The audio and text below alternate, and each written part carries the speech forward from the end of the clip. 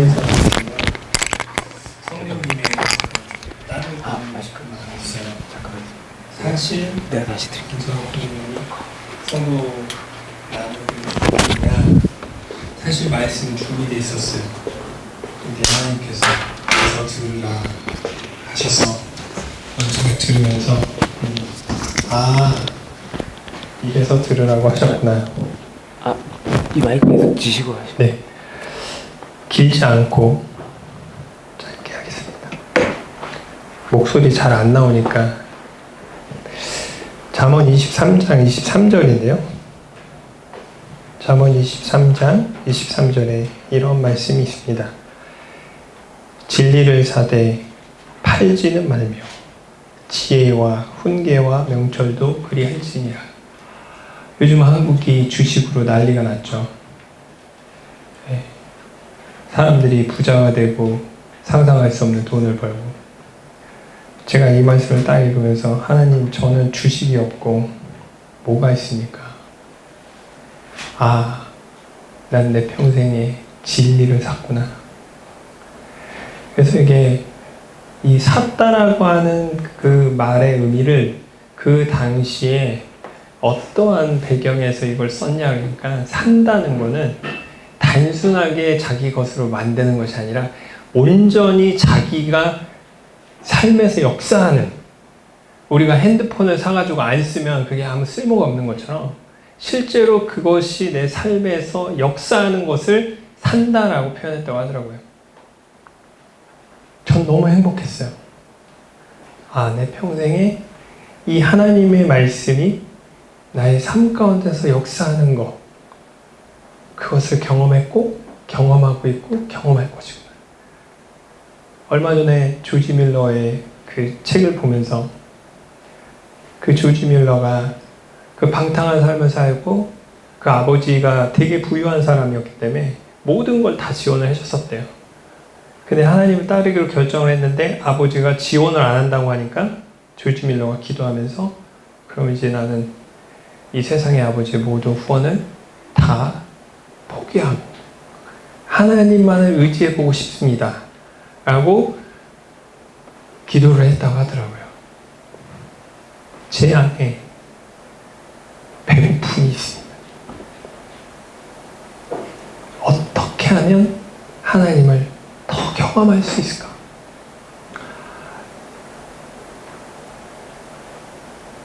우리는 하나님의 나라를 대표하는 사람들. 세상이 우리를 보는 눈과 하나님이 우리를 보는 눈은 다르더라고요.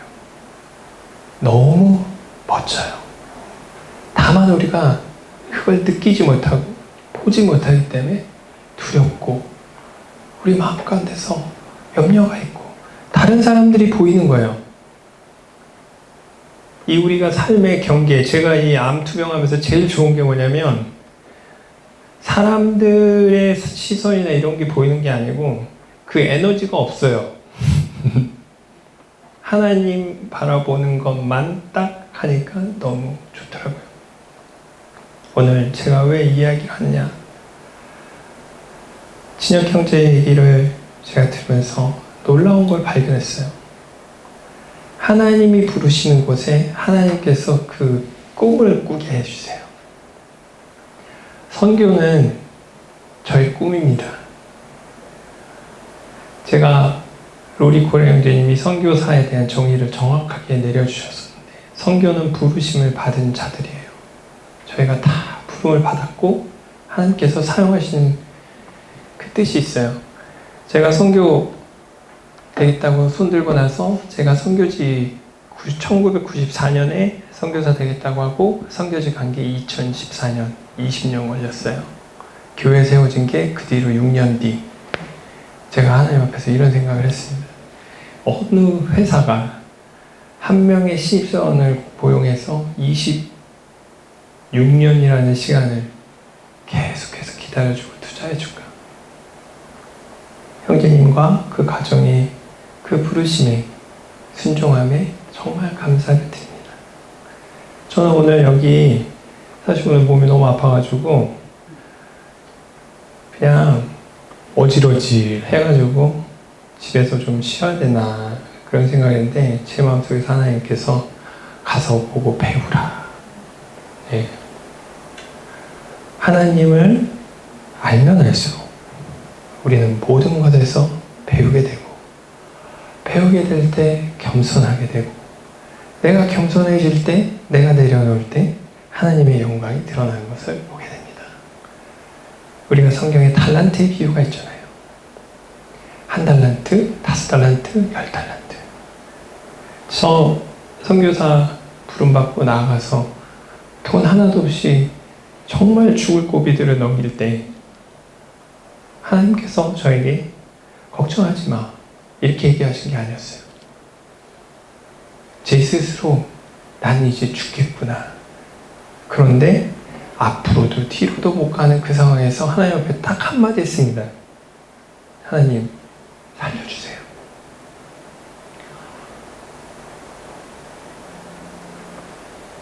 근데 하나님 그 고백을 너무 기쁘게 받아주셨어요. 지금까지 형제님이 간증하신 것처럼 저희들 절대 굶지 않게 내두세요. 그리고 하나님 절대 하나님을 의지하는 사람을 부끄럽게 하지 않으시더라고요. 우린 그런 하나님을 믿고 있습니다. 그리고 하나님께서 형제님 마음 가운데 이 필요를 보여주시고 이 길을 보여주셨다는 건 정말 엄청난 일이에요. 제가 이렇게 비행기 타고 왔다 갔다 하면서 오늘 안수홍 형제님이 그러시더라고요. 비행기 한 100번은 타봤겠어요? 한 번도 생각을 해본 적이 없는데 정말 많이 탔습니다. 근데 하나님이 제 마음속에 용찬아, 난 네가 캐나다에 있든 미국이 있든 인도네시아에 있든 한국이 있든 나한테는 어차피 하나의 점도 안 되는 그 거리야. 네가 어디에 있든지 그곳에서 네가 나의 이 진리, 이 하나님의 말씀이 영광이잖아요. 그게 빛나는 것, 그 자리에 있다는 것이 바로 선교사의 삶인 것 같습니다. 저는 여기 이렇게 오늘 와서 보면서 감동이 됐어요. 그리고 이 교회를 이렇게 보면서 많이 외롭겠구나. 많이 외롭겠구나. 왜 그런지 아세요? 지나가는 사람들이잖아요. 그쵸? 우리는 지나가는 사람들은 놓치고 우리하고 함께 있는 사람들을 즐깁니다. 하나님은 그렇지 않으세요. 하나님이 저한테 말씀하시는 게 그거예요. 나는 모든 사람이 복음을 듣기를 원한다. 그리고 그것에 우리가 쓰임받는 게 너무나 엄청난 일이었어요. 제가 한 가지 간증을 하고 내려가겠습니다. 작년에 싱가포르에서 선교팀이, 의료팀이 저희가 있는 인도네시아로 온다는 거예요. 제가 옛날 모집 같으면 제 몸도 힘들고 대규모로 이슬람 국가에 와가지고 그런 행사를 한다는 게 전 너무 감당이 안 돼서 옛날에 저 성향 같았으면 하나님 아니에요. 그랬는데 하나님을 배우면서 뭔가 계획이 있으시겠죠. 내어드리는 거예요. 하나님이 행하고자 하시면 행하십시오. 보통은요, 선교지 방문하신다는 분들이 이 비행기 표하고 이런 거 알아보시면 나중에 연락이 없으세요. 근데 온다는 거예요. 답사를. 그래서 답사를 오셨어요. 2020년 4월에. 답사를 왔는데 그 왔을 때 저희 동네에 홍수가 나가지고요. 답사라는 걸 못했어요. 그냥 호텔에 있다가 근처에 있다가 마지막 날 이제 그 답사 오신 싱가포르인 형제인 자매님 세 분이서 오겠다는 거예요. 그래서 저희 교회 성도가 20명 남짓입니다. 저도 아무리 생각을 해봐도 계산이 안 되는 거예요. 뭘 하자는 거지 지금. 근데 저희 교회 성도들이요, 구원받은 지 얼마 안 되는데 하나님의 복음을 전하는 것에 우리가 무엇을 두려워하겠습니까? 제가 깜짝 놀랐어요. 못한다고 그러지 않았거든요. 그러면서 이제 저를 쳐다보는 거예요. 싱가포르 팀, 우리 교회 성도들. 제가 몸이 아프고 힘들다? 한마디 하면 다들 이해할 수 있는 분들이 제가 뭐라고 얘기하겠습니까? 주님의 뜻대로 되기를 원합니다. 정말 엄청난 일들이 많았어요. 같이 섬기던 4가정밖에 안 되는 저희 교회 중에서 한 가정이 마음에 안 든다고 나가버리고, 공항에서 들어오는데 물건 다 뺏겨가지고 그 공항 프런트 그 세관 앞에서 사람들이 못 나가고 다시 잡혀 들어가가지고, 그런 과정들을 보면서 제가 하나님 앞에서 과연 무엇을 하실까? 저희 교회 성도들이 복음 집회 참석하고 막 사람들 초대하면 많이 와봐야 10명, 10명도 안 되죠. 요즘에 저희 교회 한 자매는 계속 전화해가지고 복음 집회 오면 말씀드리라고 그러니까 친구가 진짜 많았어요. 근데 친구들이 전화를 안 받는데요. 하도 복음 전한다고.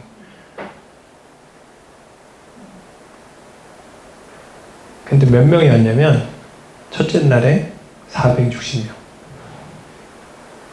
3일 동안 1,500명이었어요.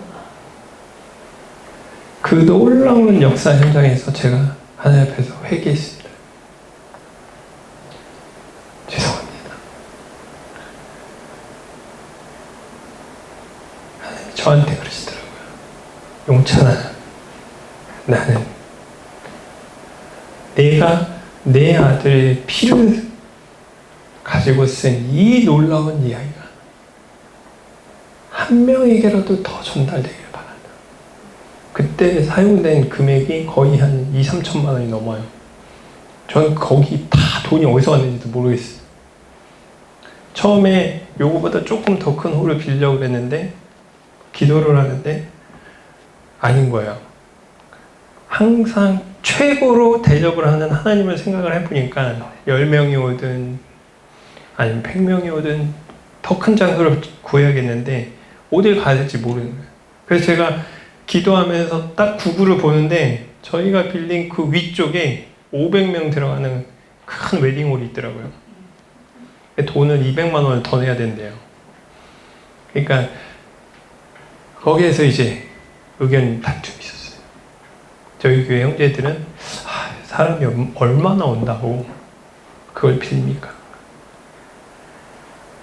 저는 저도 불확실하죠. 모르니까 아내가 저한테 물어보더라고요. 하나님께서 무슨 마음을 주셔? 난 최고로 준비했으면 좋겠어. 돈이 있는지 모르겠지만 했으면 좋겠다. 그래가지고 큰 걸 빌렸는데 그 1,500명이 왔잖아요.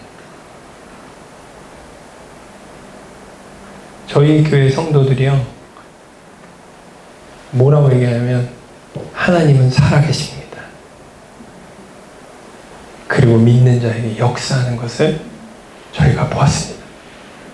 이제 하나님을 위해 저의 삶을 드리겠습니다. 정말 그렇게 살고 있어요. 이 동탄교회에 있는 그리고 섬기시는 모든 분들의 삶 가운데서도 이런 하나님이 동일하게 역사하시는 거예요. 형제님, 저는 너무 좋습니다. 선교라는 것은 바로 우리가 있는 이 자리에서 하는 것이고, 제가 이 자리에 선 것은 형제님께서 그 흘러가는 수많은 기회를 그걸 잡으신 거예요. 제가 처음에 선교에 대해서 생각을 하고 결혼하고 직장 정말 잘 되고, 제가 청년 때 하나님 언제 저 부르세요? 안 부르시고 결혼하고 회사가 잘 되니까 너무 좋더라고요. 제 커리어의 최고의 정점에 이르렀을 때 하나님께서 저에게 연대기 성경 공부를 다시 보여주셨어요. 그때 제 마음속에서 이 놀라운 소식은 전달돼야 된다. 내가 이 소식을 갖고 전하지 않으면 내 손에서 이게 멈춰지는 건 너무 두려운 거예요. 그때 제 심장이 엄청나게 뛰었습니다. 하나님이 저한테 다 내려놓으라는 거예요. 그때 제가요, 직장에서 진짜 복을 받아가지고 영업사원으로 휴가 갔다가 승진하고 다 계획돼 있었어요. 제가 하나님한테 뭐라고 했는지 아십니까? 왜 지금 불러요? 왜? 내가 다 이제 좀 살만한데. 그때 제가 하나님 앞에서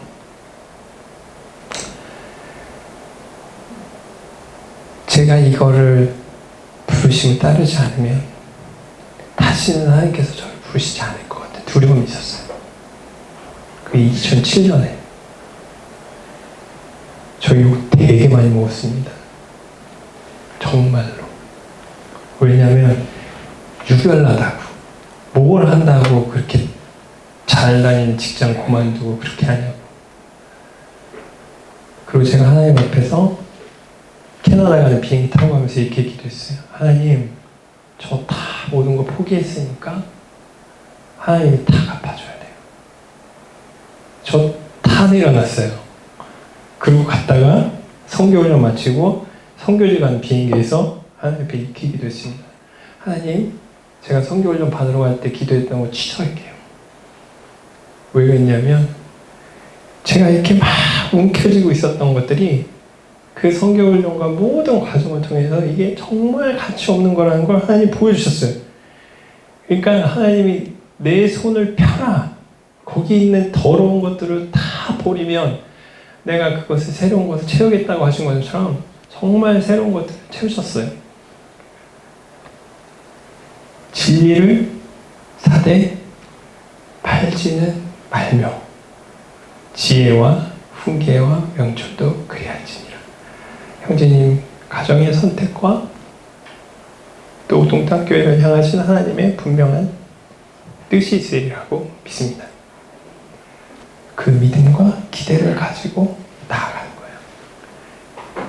제가 한 달란트 가졌던 자였죠. 믿음이 커지니까 하나님께서 더 맡기세요.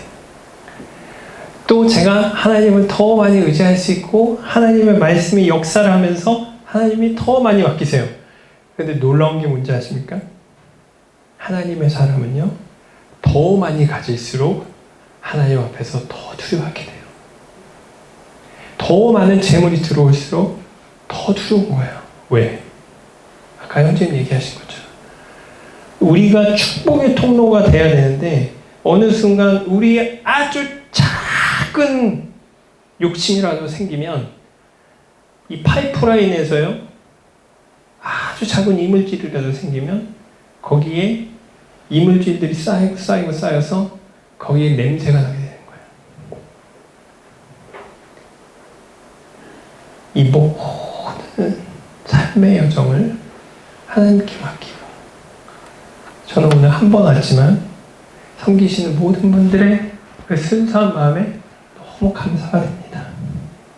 하나님은 결코 준비되지 않은 사람에게 잃어버린 양들을 보내지 않으세요. 우리 형제 자매님들의 마음이 받으실만 하기 때문에 하나님께서 이 수많은 분들을 보내주시는 것이라고 믿습니다.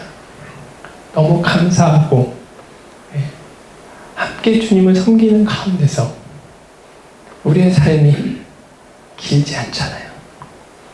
저는 40대 중반에 그걸 받고 내 인생의 이 하루하루가 짧구나라는 것에 대한 감사가 있어요. 형제님 가정의 귀한 선택 진심으로 감사드리고, 하나님께서 때가 되면 형제님께서 기도하시는 그곳에 분명히 하나님의 방법과 하나님의 시간에 따라서 사용하실 것이라고 믿습니다. 감사합니다.